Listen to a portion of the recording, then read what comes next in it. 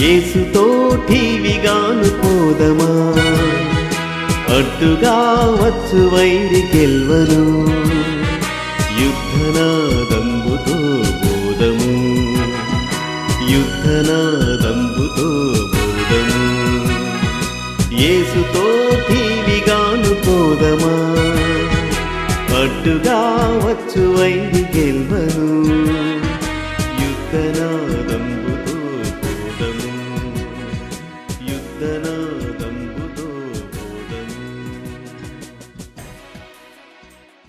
ప్రభునందు ప్రియమైన సహోదరి సహోదరులారా, మన ప్రభువును ప్రియరక్షకుడైనటువంటి యేసుక్రీస్తు అతిశ్రేష్టమైన నామంలో మీకు శుభములు తెలియజేయుచున్నాం. ఈ యొక్క మా టీవీ కార్యక్రమం చూస్తున్న మీ అందరికీ కూడా మా ప్రత్యేకమైనటువంటి వందనాలు తెలియజేస్తున్నాం.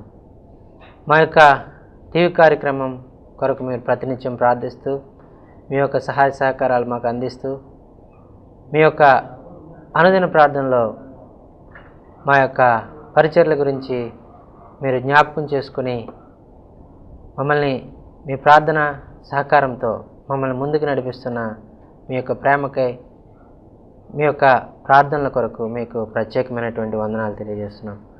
అనేక మంది బిడ్డలు తమ యొక్క కానుకలు పంపిస్తూ మమ్మల్ని ఉత్తేజపరుస్తూ మా యొక్క పరిచర్యలో మమ్మల్ని ముందుకి సాగిపోవడానికి వారు ఎంతగానో మాకు సహకరిస్తున్నారు. అటువంటి బిడ్డలందరికీ కూడా ప్రభు పేరిట మీకు వందనాలు తెలియజేస్తున్నాం. ఈ దినం మనము వాక్యాన్ని ధ్యానం చేసుకోవడానికి ముందు మనము దేవుని యొక్క మాటలు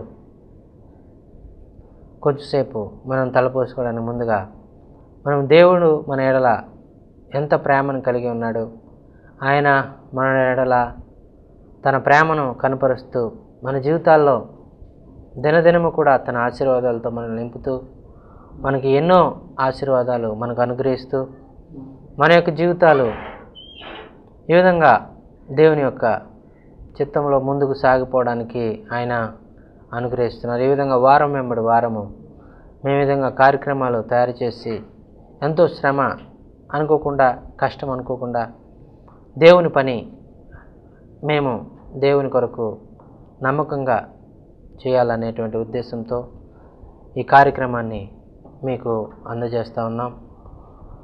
ఈ యొక్క ఎంతో శ్రద్ధతో మీ యొక్క సమయాన్ని వెచ్చించి మా కార్యక్రమాలు చూస్తున్న మీ అందరికీ కూడా మా యొక్క ప్రత్యేకమైనటువంటి వందనాలు తెలియజేస్తున్నాం. బైబిల్ గ్రంథంలో మనం ఒక మాటను చూస్తాం. ప్రభువారు అన్నారు కదా, యోహాను సువార్త 4:24 దేవుడు ఆత్మ గనుక ఆయన ఆరాధించువారు ఆత్మతోనూ సత్యముతోనూ ఆరాధించవలను అనేటువంటి మాట మనం ఒకటి చూస్తున్నాం. మన ప్రభు ఎవరండి? ఆయన ఆత్మ అయినటువంటి దేవుడు. అవునండి, మన ప్రభువు ఆత్మ. ఆయన ఆత్మస్వరూపిగా ఆయన ప్రతి చోట ఆయన ఉండేటువంటి దేవుడు. ఆయన ఆత్మస్వరూపిగా ఇప్పుడు మన మధ్యలో ఆయన ఉన్నారు. ఆయన ఆత్మ గనుక ఆయన్ను ఆరాధించేవారు ఆత్మతోనూ సత్యముతోనూ ఆరాధించాలి. మనం మన జీవితాల్లో ఆయన ఆరాధించే విషయంలో మనం కూడా ఆత్మ అయినటువంటి దేవుణ్ణి ఆత్మతో సత్యముతో మనం ఆరాధించాలి. ఎందుకంటే ప్రభు మన జీవితాలు ఆయన ఆరాధించే విషయంలో, ఆయన స్తుతించే విషయంలో మనము ఆయన్ను ఆరాధించ బద్ధులమై ఉన్నాం. ఎందుకంటే ఆయన మన ఎడల తన యొక్క గొప్ప కృపను, ప్రేమను మన ఎడల ఆయన కనుపరిచాడు. అందుకని ఆయన ఆరాధించవలసిన వారమై ఉన్నాం. ఈ మాట ప్రభువారు ఎప్పుడు చెప్పారంటే, సమరయ స్త్రీ ప్రభువుని అడుగుతుంది, ప్రభువా, సమరయులైతే కొండల దగ్గర కొండల మీదకి వెళ్ళి ప్రార్థించాలని సమరయులు చెప్తున్నారు. అయితే యూదులైతే యెరూషలేంలోకి వెళ్ళి ప్రార్థన చేయాలని యూదులు చెప్తా ఉన్నారు. అయితే ప్రభువుని, దేవుణ్ణి ఆరాధించాలంటే ఎలా ఆరాధించాలి అని సమరయ స్త్రీ ప్రశ్న వేసినప్పుడు ప్రభువారు చెప్పినటువంటి మాట,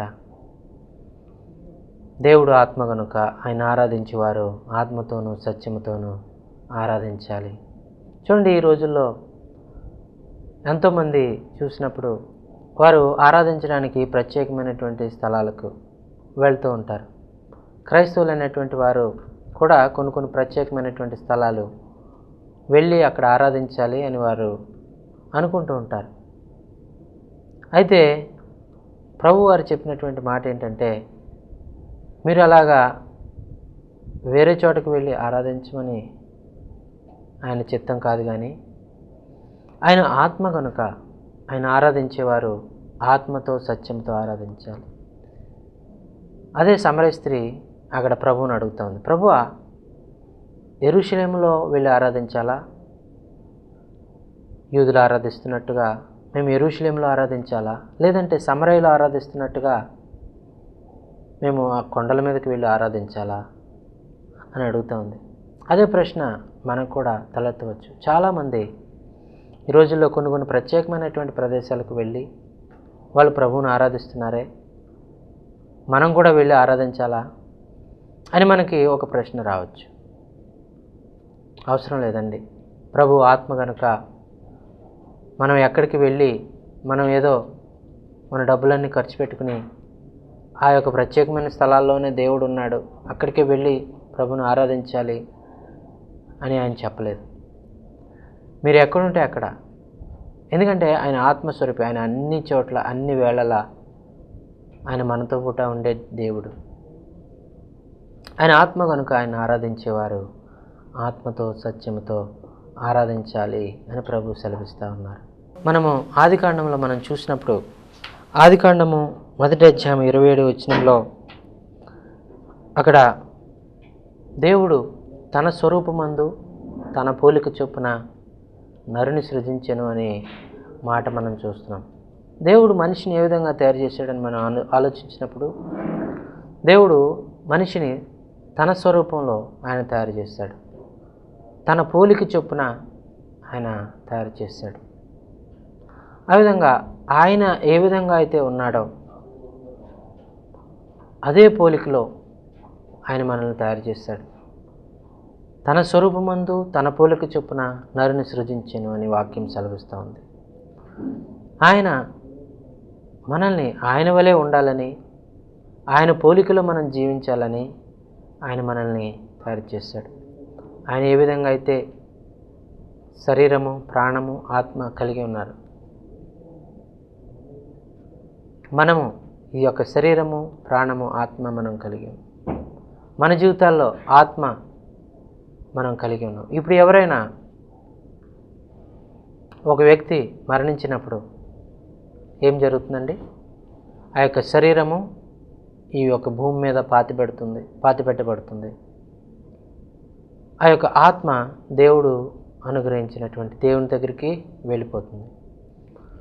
ఈ విధంగా మనుషుడు దేవుని స్వరూపంలో దేవుని పోలిక చొప్పున సృజించబడ్డాడు.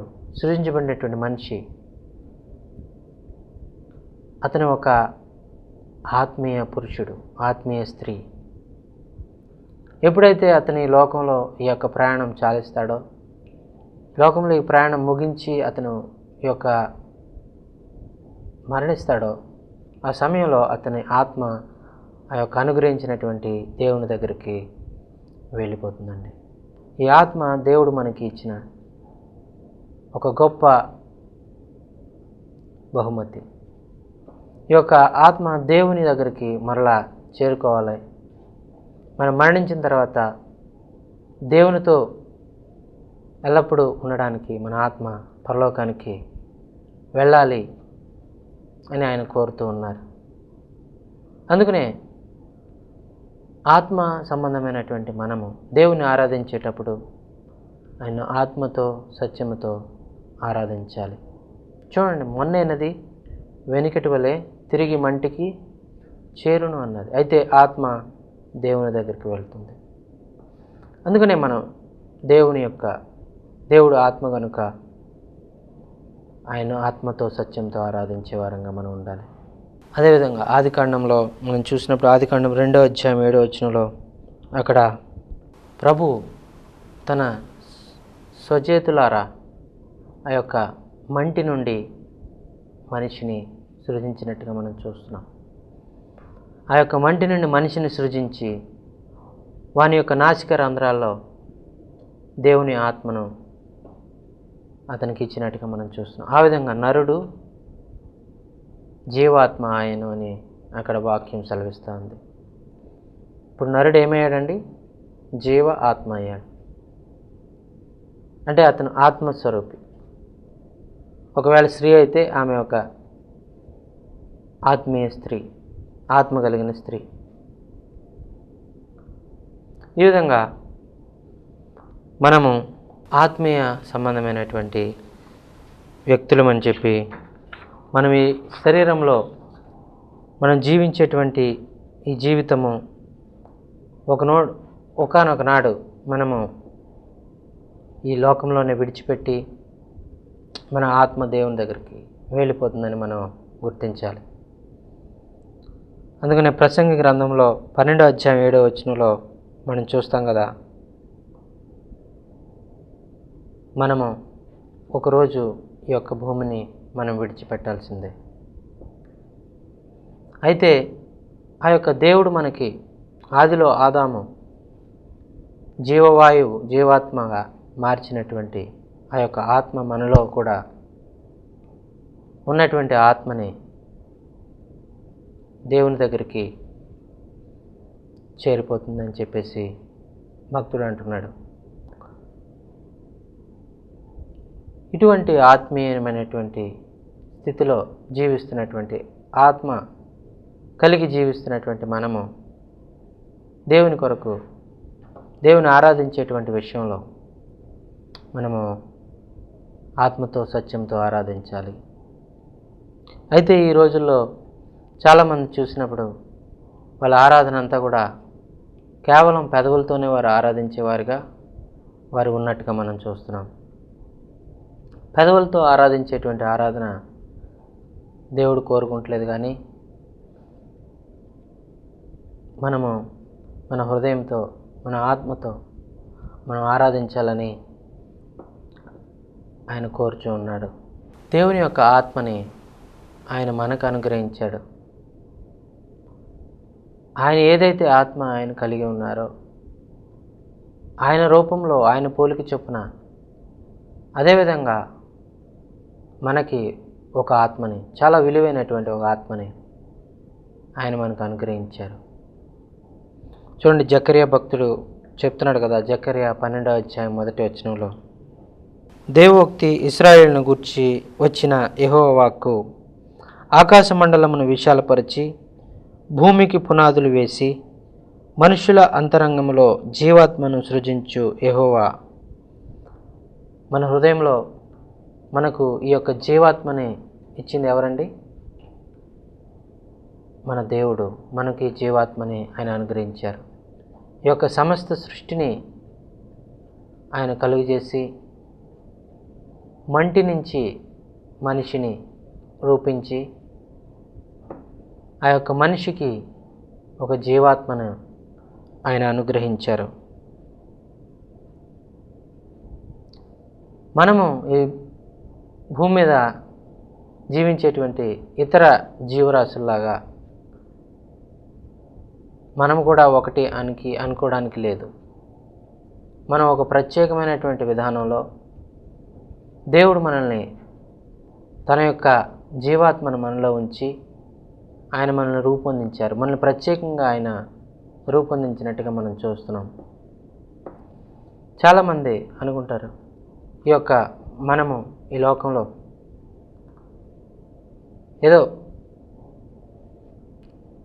అంత సృష్టిలో మనం కూడా ఒక భాగమే అనుకుంటారు. లేదంటే కొంతమంది అయితే మనిషి ఏదో వేరే జంతువు నుంచి ఉద్భవించాడు అని చెప్తూ ఉంటారు. చార్లెస్ డార్విన్ అనే వ్యక్తి మనిషి ఆ యొక్క జీవన పరిమాణం ఏ విధంగా వచ్చిందనేటువంటి విషయంలో ఒక కోతి నుంచి మనిషి ఉద్భవించాడు అని చెప్పాడు. అయితే చార్లెస్ డార్విన్ మరణించేటప్పుడు ఒక స్టేట్మెంట్ ఇచ్చారు. బైబిల్ గ్రంథంలో చెప్పిన దానికి వ్యతిరేకంగా నేను మనిషి జీవన పరిమాణం ఈ యొక్క కోతి నుంచి ఉద్భవించిందని నేను తెలియజేశాను. ఆ సిద్ధాంతం అది తప్పు. అయితే మనిషి దేవునిచే సృజించబడ్డాడు అని ఒక స్టేట్మెంట్ ఇచ్చి ఆయన మరణించినట్టుగా మనం చూస్తున్నాం. ఈ విధంగా మనిషి ఏదో ఈ లోకంలో జీవించేటువంటి వాటి వల్లే వాడు కాదు కానీ, వాటితో సమానమైనటువంటి వాడు కాదు కానీ, మనిషిని దేవుడు తన స్వరూపమందు తన పోలిక చొప్పున ఈ లోకాన్ని శాసించడం కొరకు, ఈ లోకాన్ని ఏలడం కొరకు, ఈ లోకాన్ని అంతటిని కూడా తన ఆధీనంలో ఉంచుకొని అతను జీవించడం కొరకు, అతను ఒక గొప్ప దేవుని యొక్క వారసుడిగా ఉండులాగున దేవుని యొక్క స్వాస్థ్యాన్ని అతను అనుభవిస్తూ ఈ లోకంలో అతను ఎంతో ఆనందంగా సంతోషంగా జీవించాలని ప్రభు కోరుతూ ఉన్నారు. అయితే మనిషి తనకున్నటువంటి అజ్ఞానం వల్ల, తనకున్నటువంటి ఆ యొక్క అవివేకం వల్ల ఏయో చిన్న చిన్న వాటిని అతను ఏర్పాటు చేసుకుంటూ తనను తనే ఒక చిన్న చూపు చూసుకునే విధంగా, తనను తనే అవమానపరుచుకునే విధంగా దేవుని యొక్క చిత్తాన్ని నెరవేర్చకుండా, దేవుని యొక్క ప్రణాళిక తన జీవితంలో నెరవేర్చబడకుండా పాపంలో పడిపోయి శాపానికి గురై ఈ లోకంలో అతను నశించిపోతూ ఉన్నాడు. అటువంటి పరిస్థితిలో ప్రభు, ప్రేమ కలిగినటువంటి ప్రభు మనుషుల్ని ఎంతగానో ప్రేమించి ఆయన తన కుమారుడైనటువంటి యేసుక్రీస్తును ఈ లోకంలోని పంపి వారి పాపముల కొరకు ఆయన శిలువలో మరణించి వారికి విడుదల అనుగ్రహించినట్టుగా మనం చూస్తున్నాం. ఎందుకు ఈ విధంగా ఆయన చేశారంటే, మన ఆత్మలు నశించిపోవడం ఆయనకి ఇష్టం లేదు. మన ఆత్మలు నరకానికి వెళ్ళిపోవడం ఆయనకి ఇష్టం లేదు. మన ఆత్మలు రక్షించబడాలని, దేవుడు మనకిచ్చినటువంటి ఆ విలువైనటువంటి జీవాత్మ ప్రభు దగ్గరికి చేరుకోవాలని, ఆయనతో ఎల్లవెల్లలా నిరంతరము పరలోకంలో నిత్యము జీవించేటువంటి భాగ్యము మనం కలిగి ఉండాలని ప్రభువు కోరిక కలిగి ఉన్నారు. ఈ విధంగా తిరిగి జన్మించినటువంటి మనము నూతనంగా దేవునిలో మన యొక్క పాప జీవితం నుంచి మనం రక్షించబడి మనం నూతన జన్మ అనుభవం పొందినటువంటి మనము ప్రభువును ఆత్మతో సత్యముతో ఆరాధించేవారిగా ఉండాలని ఆయన కోరిక కలిగి ఉన్నారు. అపోస్తలుడైన పౌలు 1 కొరింథీయులకు రాసిన పత్రిక 3వ అధ్యాయం 16వ వచనంలో చెప్తున్నారు కదా, మీరు దేవుని ఆలయమై ఉన్నారు, దేవుని ఆత్మ మీలో నివసించుచున్నది అని అపోస్తలుడైన పౌలు తెలియజేస్తున్నారు. మనము ఎవరమండి? దేవుని ఆలయమై ఉన్నాం. దేవుని ఆత్మే మనలో నివసిస్తూ ఉంది.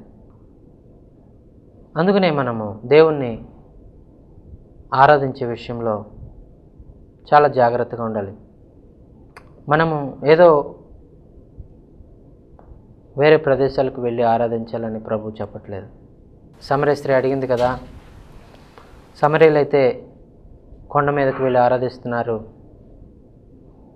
యూదులైతే యెరూషలేములో ఆరాధిస్తున్నారు, ఏది నిజమైన ఆరాధన అని అడిగినప్పుడు ప్రభు, మన హృదయంలో నివసించేటువంటి మన ప్రభు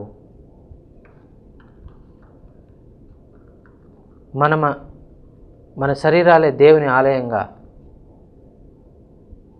ఉన్నాయని పౌలు భక్తుడు సెలవిచ్చాడు. మీరు దేవుని ఆలయమై ఉన్నారు, దేవుని ఆత్మ మీలో నివసించుచున్నది అని పౌలు భక్తుడు సెలవిస్తూ ఉన్నాడు. అలాగే దేవుని ఆత్మ కలిగినటువంటి మనము, దేవుని ఆత్మ మనలో నివసిస్తున్నటువంటి మనము దేవుని ఆలయంగా మనం ఉన్నామని మనం గుర్తించాలి.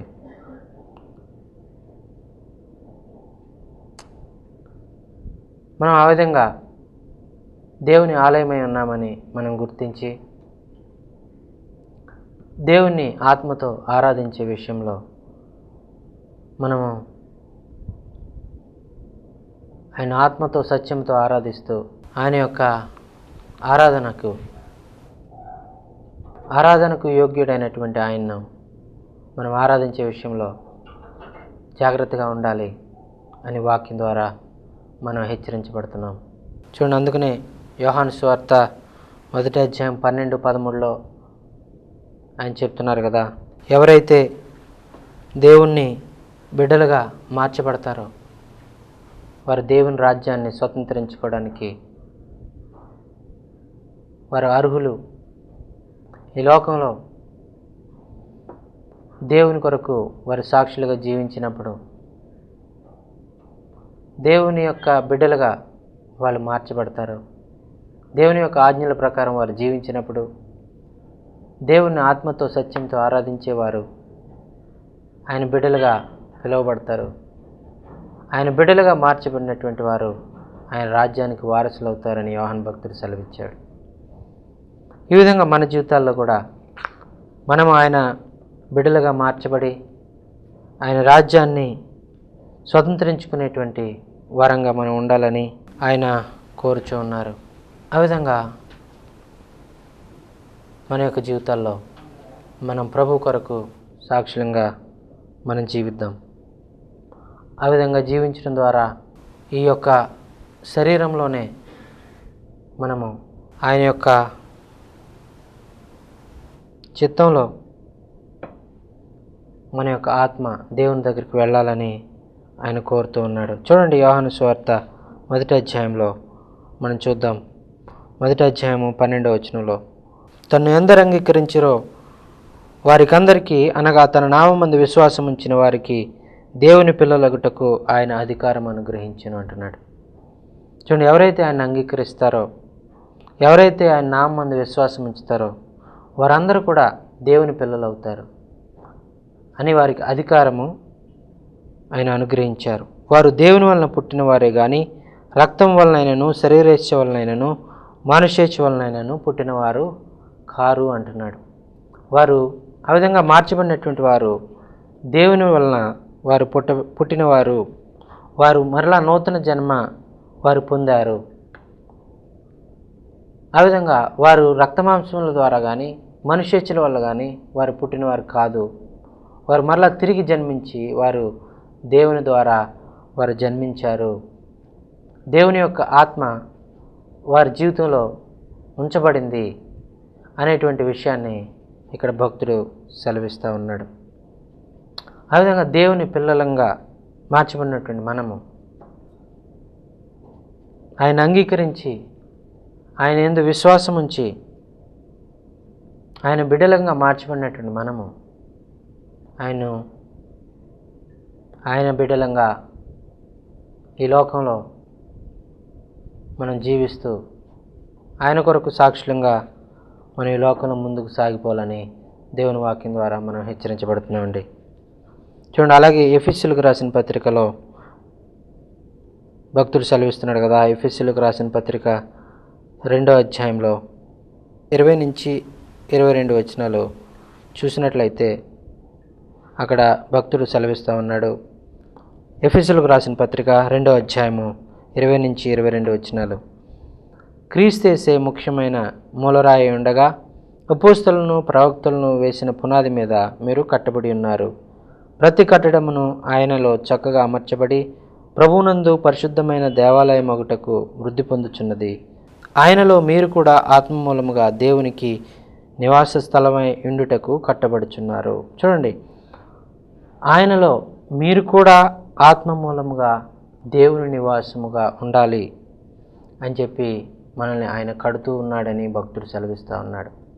మనం మరలా నూతనంగా మనం ఆయనలో తిరిగి కట్టబడుచు ఉన్నాం. ఎందుకంటే ఆయన మనలో నివసించడానికి, ఆయన ఆలయంగా మనం ఉండడానికి, దేవుడు మనలో నివసించాలని ఆయన ఆశపడుతూ మన కొరకు మన జీవితాల్లో ఆయన తన నివాసాన్ని ఏర్పాటు చేసుకొని మన హృదయాల్లో ఆయన నివసించాలని ఆయన మనల్ని కడుతూ ఉన్నాడు అని భక్తుడు సెలవిస్తూ ఉన్నాడు. ఆయనే క్రీస్తే మన ముఖ్యమైన మూలరాయి ఉన్నాడు. అపోస్తలులు ప్రవక్తలు వేసిన పునాది మీద మనం కట్టబడుచున్నాం. ఈ యొక్క క్రీస్తు మన మూలరాయిగా ఆయన ఉంటూ మనల్ని ఆయన నిర్మించుకుంటూ ఉన్నారు. ఆయన ఆరాధించే వారంగా దినదినము కూడా మనల్ని ఆయన కడుతూ ఉన్నాడు. మన విశ్వాస జీవితంలో మనం ఎదగడం ద్వారా ఆయన మనల్ని నిర్మిస్తూ ఉన్నాడు. మన జీవితాలని ఆయన తిరిగి నిర్మిస్తూ, పడిపోయినటువంటి స్థితిలో ఉన్నటువంటి జీవితాలని ఆయన తిరిగి నిర్మిస్తూ ఉన్నాడు. ఆయన చిత్తంలో ఆయనకి ఏ విధంగా మహిమ తెచ్చే విధంగా, ఆయనకి ఏ విధంగా అయితే ఇష్టమో ఆయన ఇష్టపూర్వకంగా మన జీవితాలను ఆయన తిరిగి కడుతున్నట్టుగా మనం చూస్తున్నామండి. ఈ విధంగా మనల్ని ఆయన తన చిత్తంలో నిర్మిస్తూ తన ఆత్మను మనకి అనుగ్రహిస్తూ మనల్ని ఆశీర్వాదానికి కారకులుగా మనల్ని చేస్తూ మన జీవితాల్లో ఆయన మనకు దేవుడుగా ఉంటూ మన ఆరాధన ఆయన పొందుకోవాలని, ఆయన ఆత్మతోనూ సత్యంతోనూ ఆరాధించే వరంగా మనం ఉండాలని ఆయన కోరిక కలిగి ఉన్నాడు. ఆ విధంగా మనము ఆయన వాక్య ప్రకారం ఆయన్ను ఆరాధించే విషయంలో ఆయన ఆత్మతోనూ సత్యంతోనూ ఆరాధిస్తూ దేవుని యొక్క దీవెనలు మనం అందరం కూడా పొందుకోవాలని దేవుని కోరికే ఉందండి. దేవుడి మాటలు మనందరి కొరకు దీవించి ఆశీర్వదించును గాక. ఆమేన్. చిన్న ప్రార్థన చేసుకుందామండి. మహాగణుడు, ఆత్మల కాపరి అయినటువంటి మా యేసయ్య, మీ బంగారు పాదాలకు వేలాది స్తోత్రాలు స్తుతులు తెలియజేసుకుంటున్నాం. నాయనా, ఈ యొక్క సమయంలో నాయనా మేము విన్నటువంటి వాక్యాన్ని నాయనా నీరు కట్టి ఫలింపు చేయండి. నాయనా ఈ వాక్యం ద్వారా నాయనా మా యొక్క నాయనా జీవితాల్లో నాయనా మేము దినదినము కూడా కట్టబడుచున్నామని, నాయనా మీ ఆత్మ నాయనా మాలో నివసిస్తుందని, నాయనా మీ ఆత్మ ద్వారా నాయనా మీరు మాతో ఎల్లప్పుడూ నివసిస్తారని, నాయనా మీరు ఆత్మ ఉన్న దేవుడు, నాయనా మిమ్మల్ని ఆత్మతో సత్యంతో ఆరాధించాలని, నాయనా ఎన్నో గొప్ప సత్యాన్ని నాయనా మీరు మాతో మాట్లాడిన విషయాన్ని బట్టి మీకే వేలాది స్తోత్రాలు స్తుతులు తెలియజేసుకుంటున్నాం.